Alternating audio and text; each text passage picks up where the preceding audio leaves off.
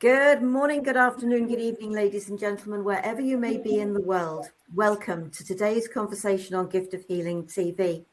I'm Sarah Jane, and I'm delighted for this program to be joined by Diane Woodford. Diane, hi. Hi, Sarah Jane. Also, Bradford Tilden. Hi, Bradford. Hello, Sarah Jane. And although he's usually my co-host on this program, our guest for this evening, because it's evening for me, is Scott Holmes. Hi, Scott. Good evening, everybody. Good evening. Just keeping with the theme. And the topic for our program this evening, today, I should say, because I don't know where everybody else is. Well, I know where my guests are. Is From Burnout to Burning Bright. And the reason Scott is our guest for this program is because he is the lead author of this book that is coming out on the 19th of May. Bradford is also in the book, so am I. And Diane has already read it, and I think interviewed Scott as well. So it's sort of we're all connected. So Scott, how did this book come about? That's the funny thing. We all know Laura DeFranco from Brave Healer Productions. Last August, I'm sitting on the balcony. We're down in Cape Cod, and I'm just overlooking the bay, and I'm having a discussion with Laura, and she says, "You need to be a lead author," and I'm like, I don't have anything, and right on my page comes boom, From Burnout to Burning Bright, and I don't know where it came from. It just was bang. I wrote it down. I'm like, oh, okay. I mean, we went to change that title 3 or 4 times, and it always stuck. But I'd been talking with clients and with friends about burnout. The ground beneath us has changed constantly, with the things that are going on in the world, with things that are going on in the country, with things that are going on locally.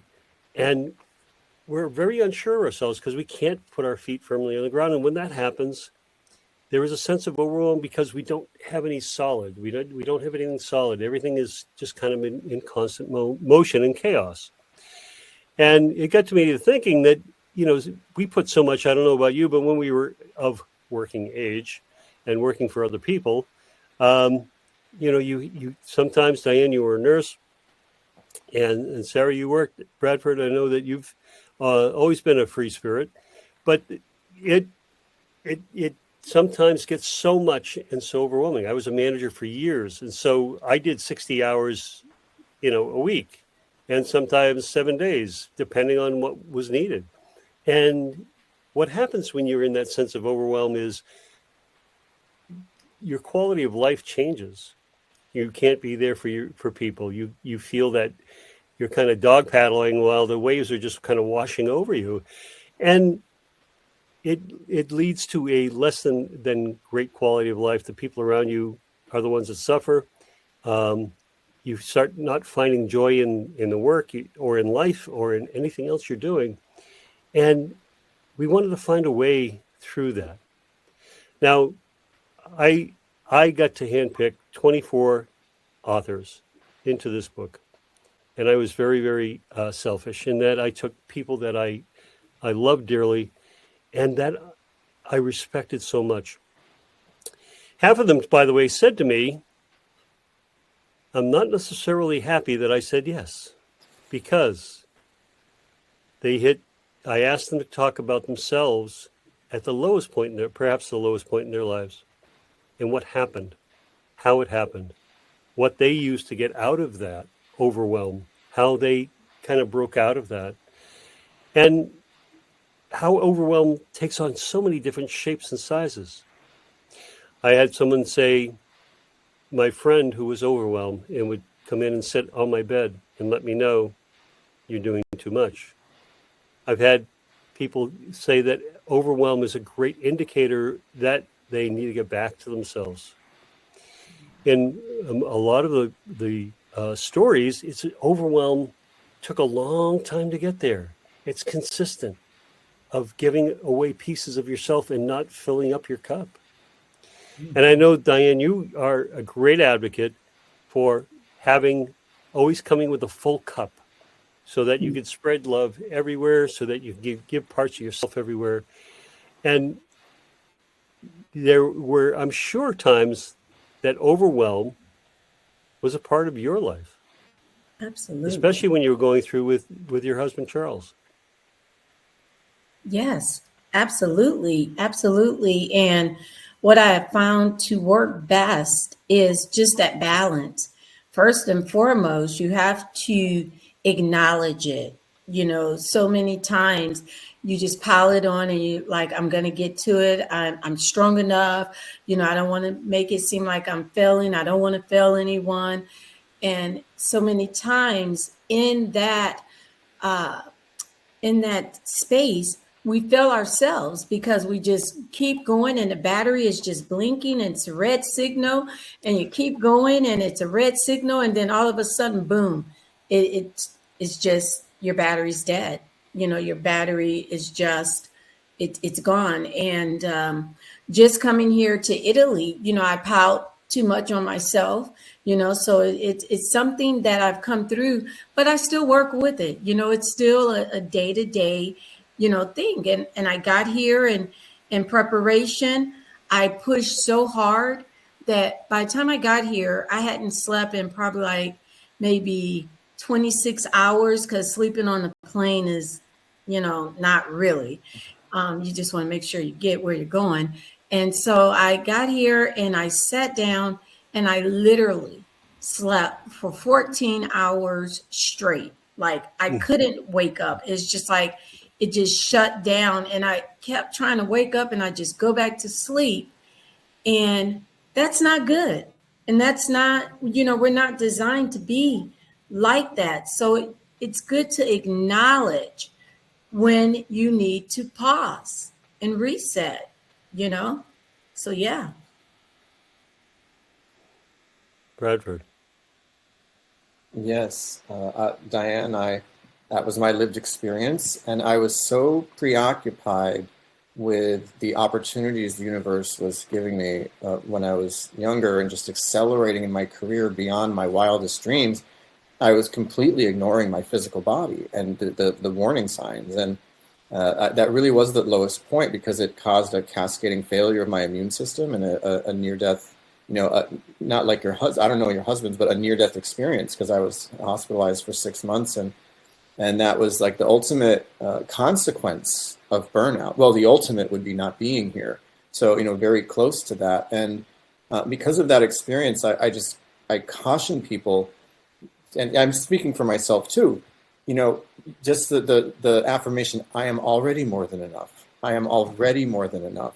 And accepting that, and also being a high performer, as Scott mentioned. I'm one of the busiest people he knows. Even so, when I take like 2 hours or an hour a day to just shut off, there was that riding guilt and judgment of I could be doing something, and that sort of hamster wheel, I think, is indicative of our the society's pressures, the society's expectations. And really, it's all of these, and they're really just illusions that you're subject to, being manipulated by, in a sense of like, having to always perform, always be, and just to take all of that and shove it aside and just be present with yourself and be grateful for what you have and what you're focusing on in the moment is a real powerful medicine, because in that balanced state, your nervous system can regulate, and you can actually heal while still being productive, because you're not in that fight or flight sort of energy. Yeah. Yeah. I think from the perspective that I went through stuff, it was because the trauma for me was at such a young age that left me with the feelings of abandonment, rejection, etc., etc., etc., and unloved, unwanted, not good enough, not feeling part of the family I lived in, turning into a people pleaser with the hope of finding acceptance, And my first marriage broke down. And to be perfectly honest, that's just how my life was. Because of those feelings of abandonment and rejection, with the accident, then with the death of a baby sister, all by the time I was 18 months old, I hadn't got the ability, the know-how, the knowledge to deal with that trauma. And I never expected relationships to last. They just weren't going to. As much as I still lived within my family, as I said, I didn't feel part of it. I felt totally outside of it, didn't feel I belonged at all. And so by the time my first marriage broke down, I got myself into another relationship and I relaxed. I actually started to relax. And sometimes the starting to relax is that catalyst. And that's exactly what it was for me. I suddenly found myself somewhere and I knew I was going to cry. And it was, I'd got to get myself home. I was grateful. The store I was in, which was I was at work. The store I was in as an area manager, I was able to leave. So that was fine.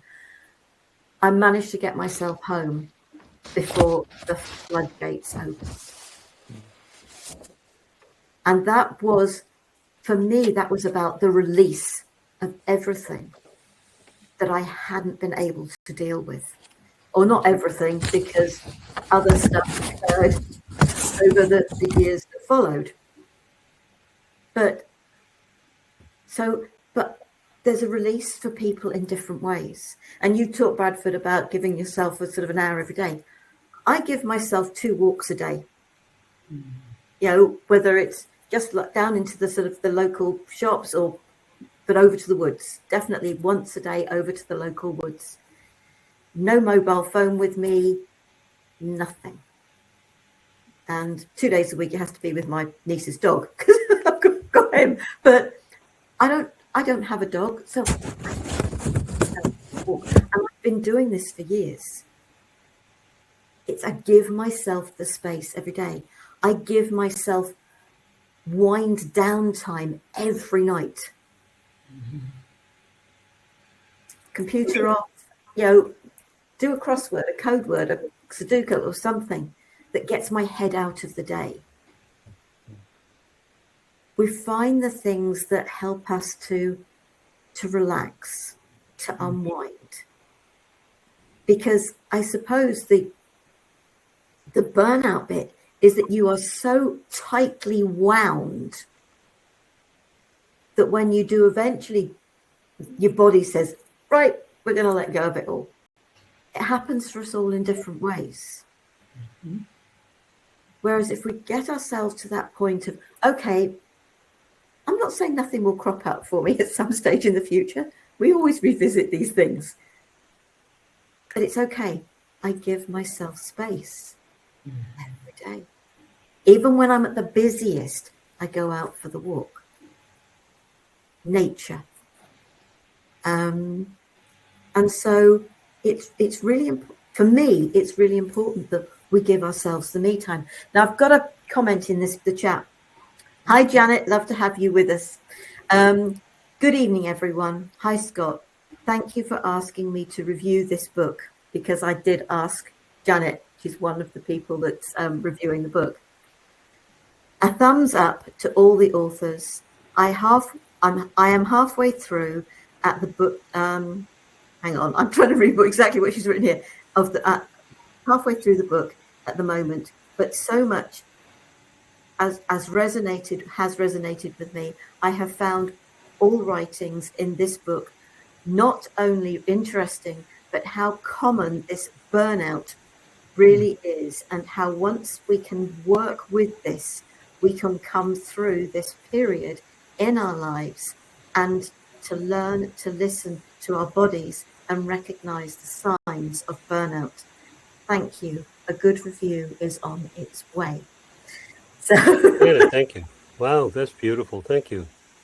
Janet, thank you very, very much. That was beautiful. And it really does.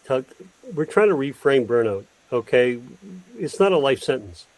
In other words, when you're at that pit, in that pit of despair, when you're at that worst point, it doesn't mean everything is going to be there, and it's not going to be forever. That you can get out of it. But the other part of that is, once you've gone through it, that we all have that kind of sense in the back of our head, right? Uh-oh, it's coming. I'm doing too much. Wait a minute. Okay, let's stop. Let's make sure he doesn't have a full job sitting on my chest so I can't breathe. Okay, we put him over there. And we do that in a lot of ways, and that is, I talk about micro changes. There are 360 degrees in a circle, right? There are 365 days in a year. And we can take each day and move it one click. And it changes our perception. It changes our growth. It changes. If we can take one small step every day by doing something small every day to change how we are, how we look at ourselves. Now, sometimes we can't do anything to change our circumstances, but that doesn't mean we can't change the way we look at it. And that's where this book, I hope, allows people to be able to see things in a different way. Yes, Scott. I was going to say I really found the book tremendously helpful for this time that we're in right now, because burnout is just so high. So many people are going through so much, just making it from day to day, not counting the health, not counting the emotions, so many things that are outside of themselves, just living in this world. It's just like getting up and just trying to get your frequency aligned and keep it aligned. There's so much static, right? And, just in reading the book, I loved how it all came back to the light, no matter how dark, no matter how heavy, it was, reading through, it came back to the light. And so it just showed that the burning bright part is not only achievable, but possible, and that's the part that stays, because you go on this roller coaster ride, but you come out light. And I feel like that was what Charles and I went through. We went into the darkest of dark, but we didn't stay there. And we got to come out, and not only come out, but to thrive, to go up, to bring light, and remember the dark. So like what you were saying, you see when things are kind of going off, and you pay attention. You pay attention to those signals more when you crash and burn. When you come up out of the ashes, you do everything that you can to stay from that place ever again. Yeah. Well said, Diane. Yeah. I just received a communication, sort of the way that you want to recontextualize burnout. It can be also viewed as an initiation, sort of an initiatory process that challenges you to your core and invites you to hold on to what really matters and to rebuild and restructure from that foundation of alignment, as opposed to external expectation. Absolutely. Yeah, that makes so much sense, because I personally believe we choose the experiences we've had, we have, and therefore we've chosen this experience. We've chosen everything that's led up to, and for me, it wasn't just one experience. There were three different ones, and they were all different. It wasn't all about the letting go with tears. But with me, one of them was, and it was just purely, it's 3 days. And I sunk so low that the word suicide came to my head. Mm. And I wasn't having it. It was just, that was a catalyst. That was you're going to dig yourself out of this, and you're going to do it quickly. It's our mindset. It's our intentions. Yes, we can feel very low, but what's truly in our hearts? Not what's in here, what's in our hearts.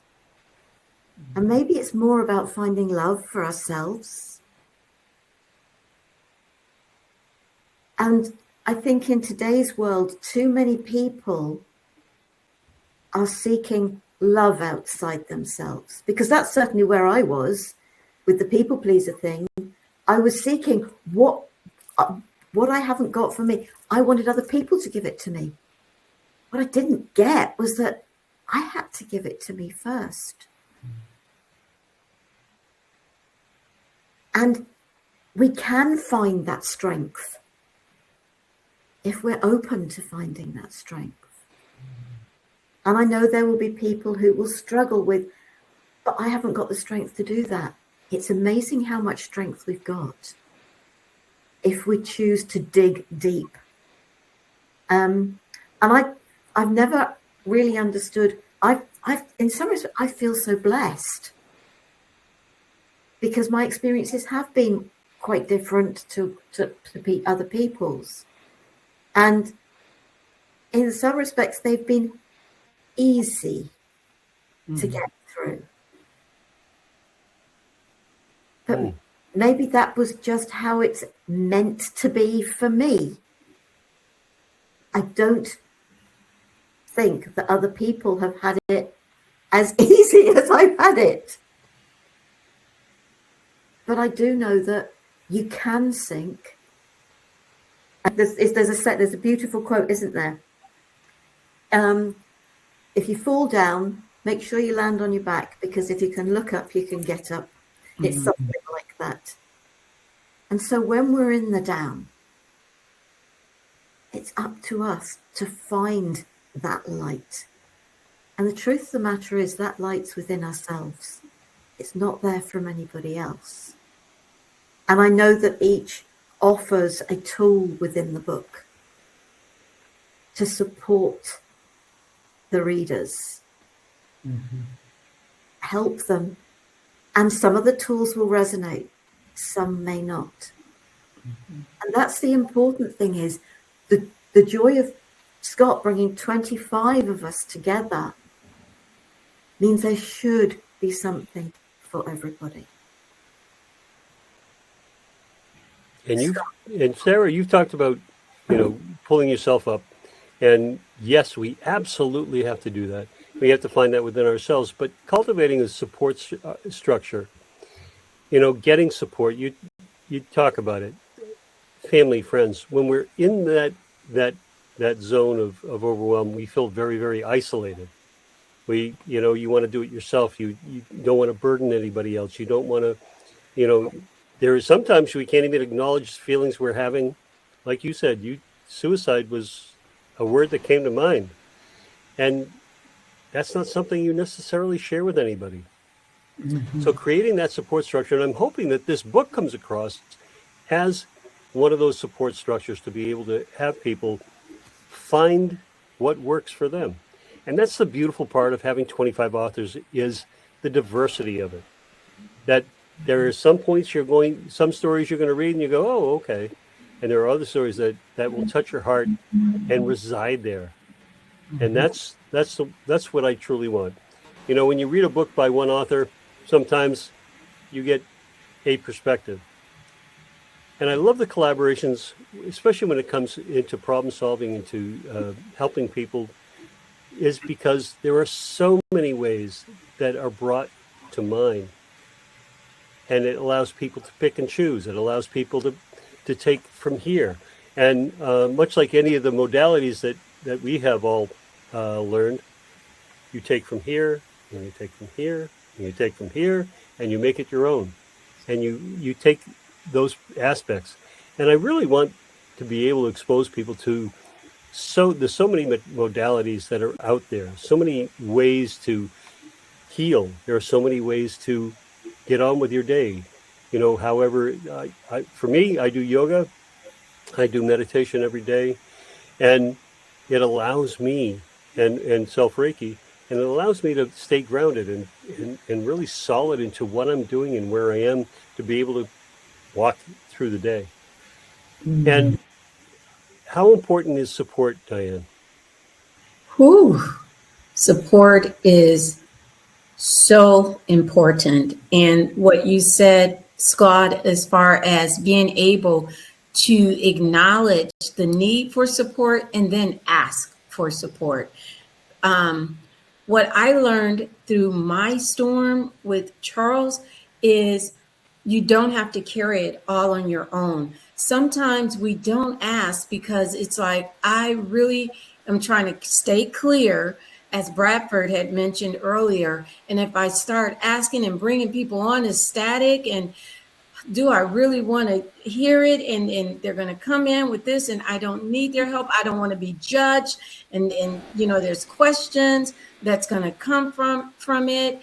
And it's a lot of self-talk, at least from my perspective, that sometimes prohibit us from asking. But once you can get over that and you allow your village, your people that are aligned and assigned to assist, it's a whole game changer, because you don't have to carry it on your own, and you're able to reset, you're able to recharge. I wasn't really able to recharge the way that I needed to during my crisis, even though I had help emotionally, spiritually, and people were holding light for me. But I'm saying, like, physically, I was in the trenches pretty much myself, because it was a choice. I could have maybe got somebody to help. And what came out of that is it blew me up. It blew me up. I mean, it's like it blew me to ashes. When I came out of that, talk about a nervous system, Bradford, I was on fight or flight months after, because I couldn't turn it off. You get stuck in that mode. And so, and then you're forced into a situation where you have to throw up that SOS flag and say, help, help. And I'll leave with this. Be sure that it's the help that's aligned and assigned, because not everyone that you call for help is going to come and help. Some people, instead of helping to keep the boat afloat, they're punching holes in it. So, it's like you're sinking. So, yeah, just be careful with that help, but it is important. That's great. Yeah. I was going to say, oh, that sounds like my husband.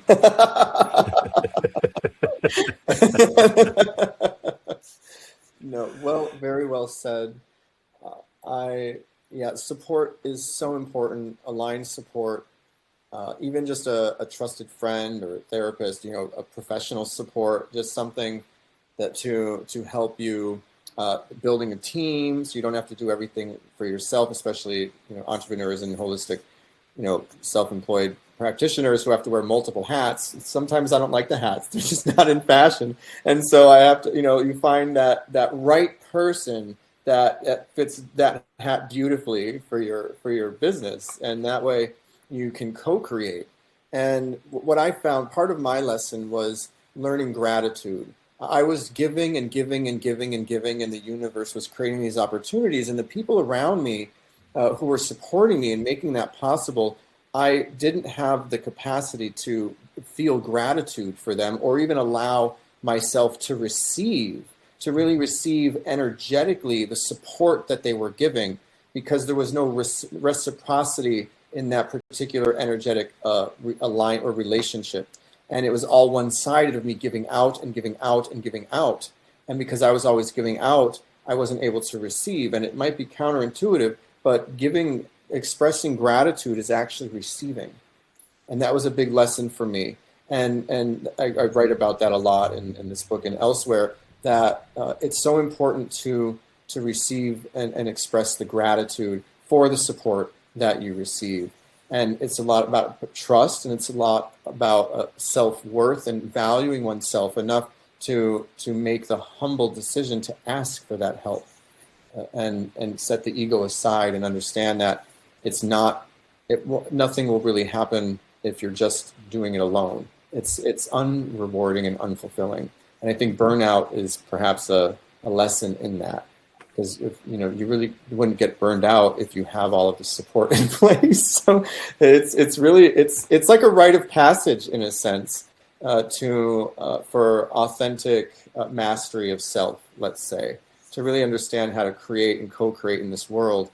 Perhaps burnout is something that it's beneficial to go through with that sort of understanding of rewards on the other side. Yeah. Janet's written another comment for us. I went through a period in my life where I was a community carer for years, at the same time being a spiritual medium. I was traveling around the Southwest doing church services. I was on the roller coaster and ultimately burnt out. I tried to deal with this alone and find what worked for me. But like Sarah Jane, I now see this as a blessing. And I am learning to know that I am enough and love myself for who I am. I did seek help, but I did it differently, for want of a better way of putting it. I do remember the little house I had.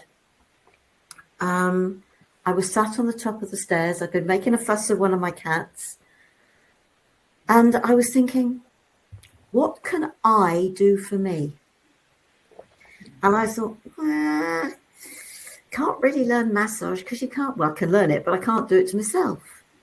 And what I didn't understand at that time, because I don't think I was really even in this journey at that point. What I didn't understand was I put that question out to the universe. Mm-hmm. And I'm guessing it was actually within a couple of weeks, I saw an advert in the paper for a holistic fair and a psychic fair. And for some reason, I asked my youngest sister, I said, which should I go to? She said, I know you, Sarah, go to the holistic fair. So I did. And a friend came with me. Not that she's really into this type of thing, but she came with me.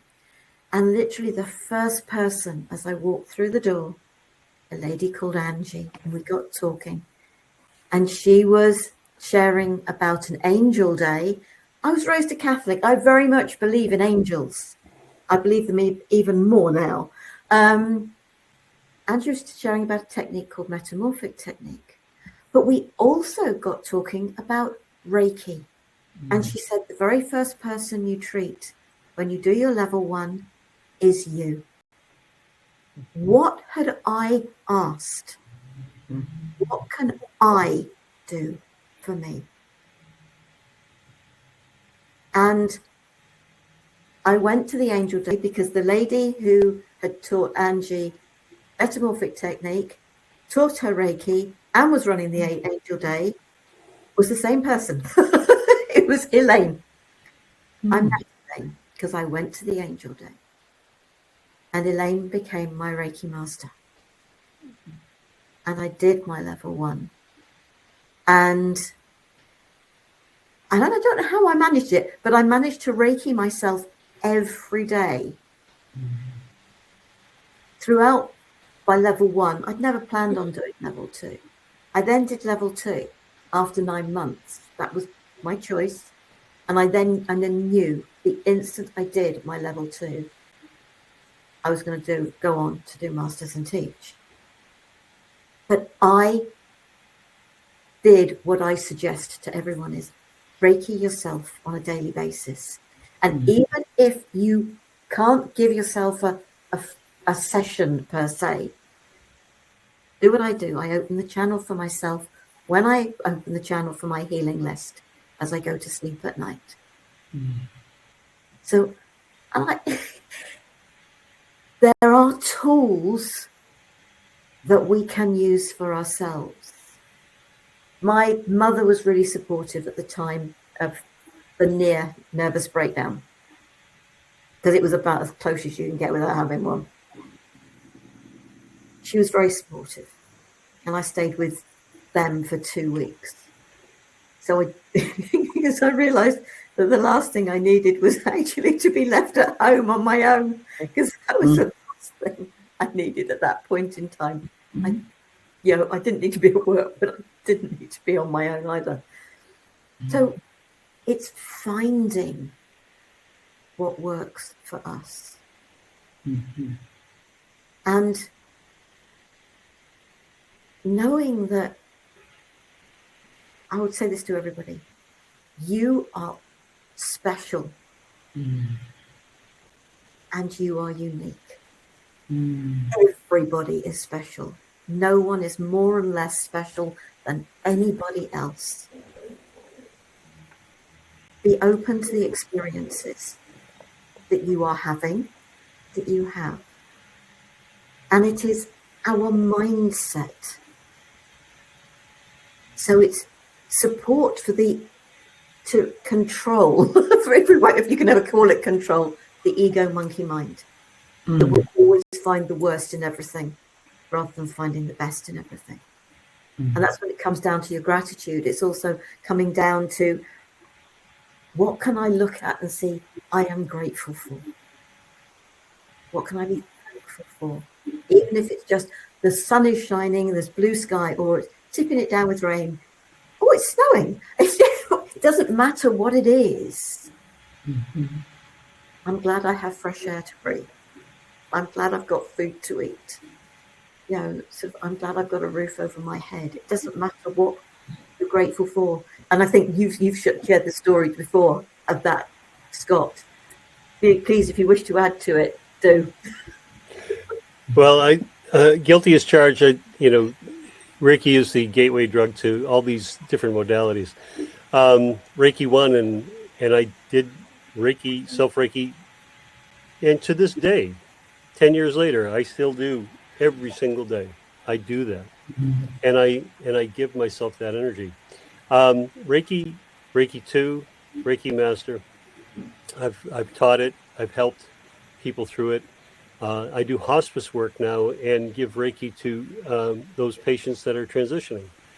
It allows them a moment of peace. It allows them to be able to relax and into the energy. So I find that each and every day. Before we got too far along, I wanted to tell people about this book, because there are 5 people in the UK and Germany that are in this book. There are the other 20 people are from scattered throughout the US and Canada. This is an international bestseller. It will be on May 19th, simply because of the energy that 25 people are putting into this book, but also because of how good it is. I love the reviews. I love the fact that Janet has done that. I want to thank her so much personally. I know that she's somebody you know, but it's heartwarming to see other people affected, that they take these words in. And I've always said that I think writing is alchemy, taking a pencil and paper and getting feelings from it, turning lead into gold. That is what the old alchemists tried to do, right? Tried to take something that was very low and bring it into the highest form. And that's what I think we do, is we bring that light, we bring that energy, we bring all of those aspects of ourselves, our best. And when we're vulnerable, we think it's the worst, but it's the best because people relate to them. And it is, we've got IT professionals, I've got a rocket scientist, I've got an international finance person, I've got medical doctors, we've got all of these people who are incredibly gifted, being able to give you their wisdom. And it's really a feel-good story, even though it's sometimes hard to read because of the challenges that people have gone through. Scott, I wanted to say something. I wanted to say all the healers that you have in this book that are bringing the light, right? So it's just like your title, From Burnout to Burning Bright. And so it's like, what gives you, right? What gives you the experience? What gives you the credit or the credentials to speak to such a topic? And so in your collaboration of people, authors, the healers, and so when you talk about the energy, they're bringing that healing energy to the readers, right? Because as they shared their story, they're also shared that healing frequency. I'm sure everyone that wrote and was so transparent and so vulnerable, they wrote it with the sense that the reader would connect with it, but not only connect with it, but be able to heal from it. So when you mentioned light, I was just thinking about, just in reading it, just that light that comes from the book, from reading the book, right? So even if you're in a dark place, you keep going. It pulls you in, you keep going, and it lights you. So you'll be lighting up people. You'll be that flashlight of hope, that candle of hope to, just bring the people out. Yeah. Absolutely. Thank you very much for that. And that's really what this is about. It's about healing. It's about light. It's about being that light at the end of the tunnel for some people to be able to find their way through. Yes. Yes. Bradford. Yes, and just taking in these words, what comes to mind is when I was younger, or years ago, before I started delving into Brave Healers Productions with the format of writing about a struggle that the person has overcome, I assumed that my trauma was huge and unlike anyone else's. And I've learned over the years that that's not true at all. It's relative, and there's no comparison. It's like we all have our traumas, and there's reasons for those, as Sarah Jane mentioned. We choose them, there's a certain level of humility that a book like this will give the reader, who might think that theirs is the worst or theirs is the hardest, or they assign value and judgment based on that, thinking that they've had it worse than anyone else, and that's just not true. And it provides it allows us to gain perspective and to find appreciation that there's always someone who has it harder than you or had it harder than you, and I don't know. There's just there's a certain softening of for me in my life, of my relationship to my trauma, that allowed me to heal it even deeper in reading these other stories that people share in authenticity, and just gaining those perspectives and those glimpses into other people's lives and the ways that they've overcome and found the meaning and purpose behind what they've experienced. We don't really know how that's going to penetrate a wall of victimhood, so to speak, in a reader, but the medicine comes in and it starts to unlock and open up and encourage people to embrace their power and provide resources to develop and grow that power, also that light. So this book it's a catalyst, and it's an invitation to really step away from burnout, which could lead to those traumas that I mentioned. It's all interwoven. It's wonderful. It's just a power tool, really. It really is. It's just invaluable for people that want to improve their lives. And the other thing, our contact information is provided. If anyone's medicine resonates with any reader, the opportunity to reach out and connect with them is there. The best thing that us contributors experience is when someone reaches out and says how our story was impactful, or they want to learn more what we do, and to be, because we're all of service in one way, shape, or form. I think everyone in this book is a service provider. Could be holistic, could be global financial, but still it's a service-based community. And what better opportunity than to service more people? So I definitely encourage readers to reach out and connect with the authors who they resonate with, because there's a reason for that resonance, and you owe it to yourself to explore that further. Beautiful. Janet's done one more. I certainly agree with what Diane is saying. The amount of healing that is coming from this book will help so many people around the world. Definitely a bestseller. Yes. Even if the stories themselves don't necessarily resonate, I think when we talk about the feelings that whatever has happened to us engenders within us, the feelings will resonate. Mm-hmm. And I think sometimes we can forget that by sharing how things have made us feel is a really powerful aspect of the story. Not just what happened, but the feelings that we felt when that happened.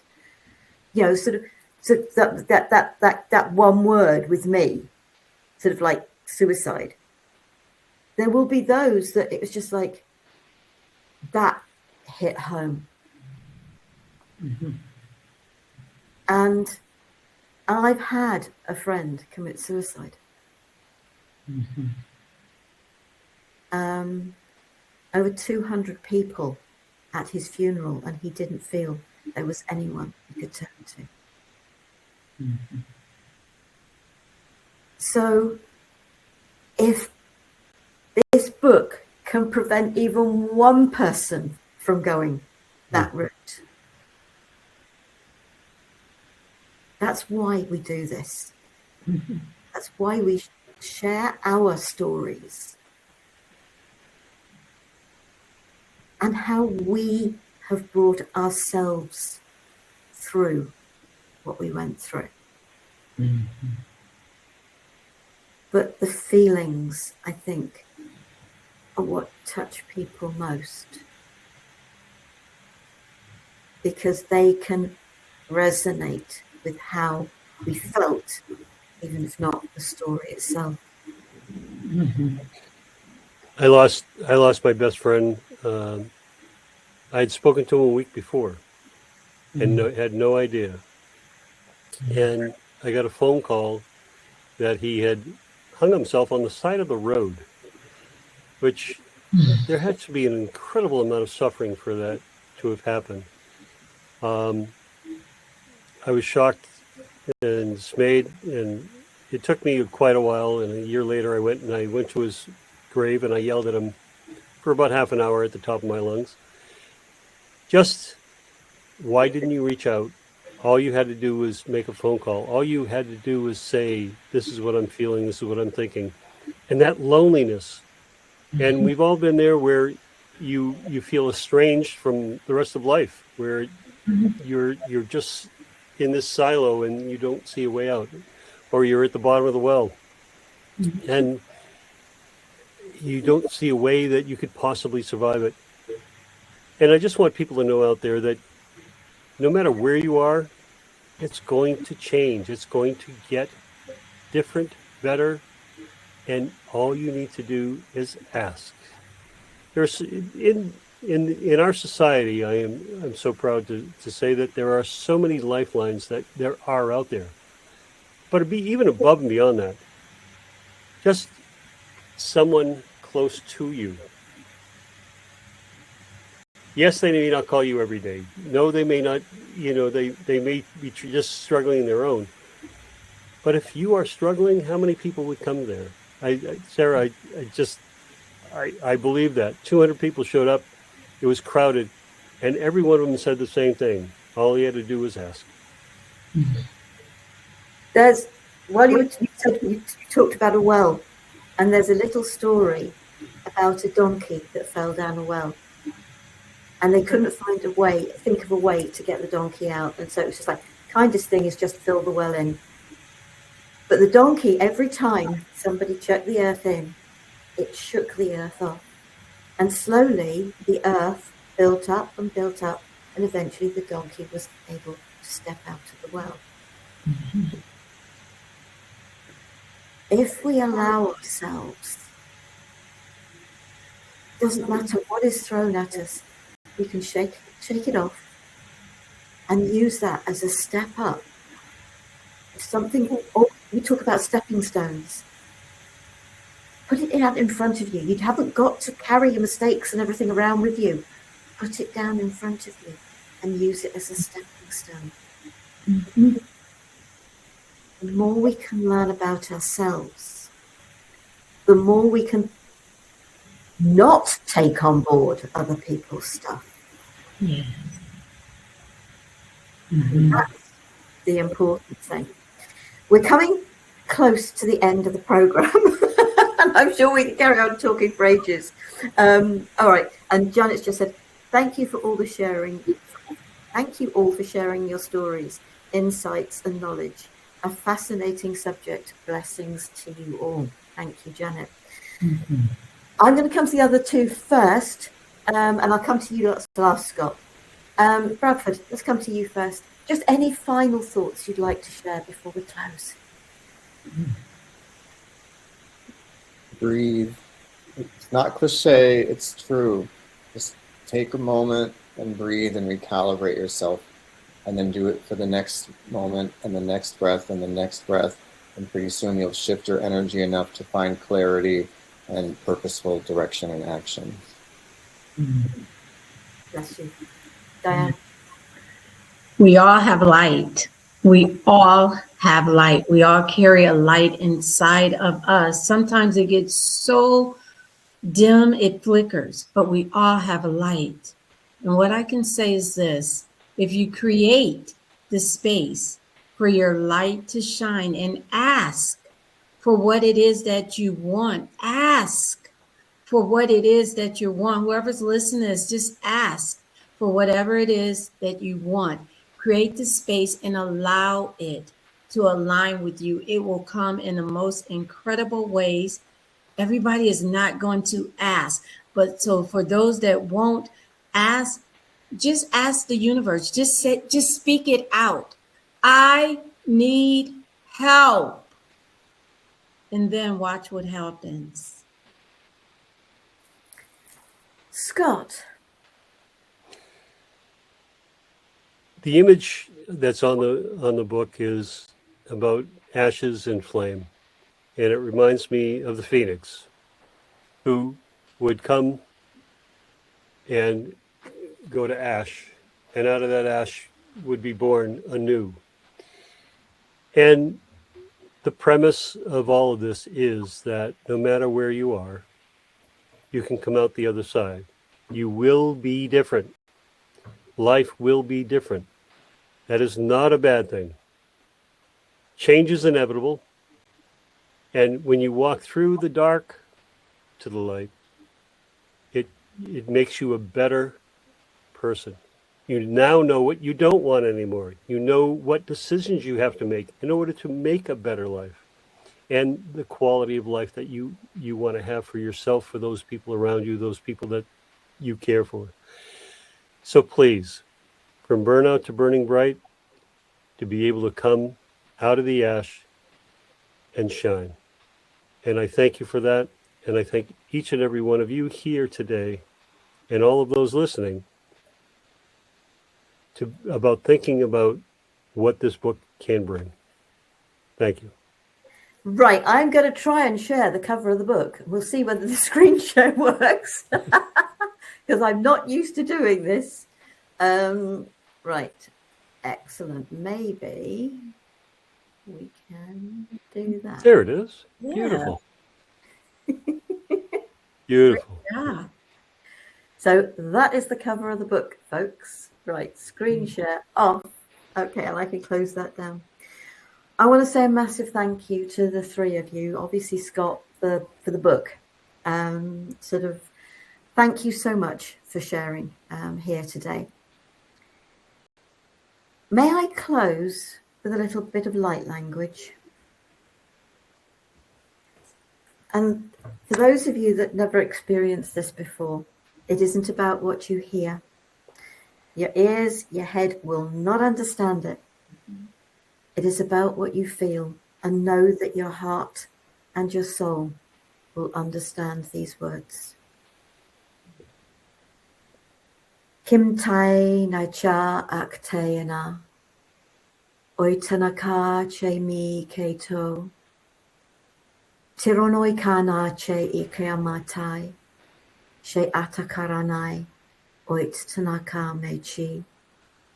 Tentarai kan che e te me koma. Leara na te ishiamai. Tianta koma na tere ke che. Leakatanoia che e. Nint tanakoi. Che natakate. Ir noi na ta ne ke che. Toite. Int ta akara che makata. Namaste. I hope that touched your heart, your soul.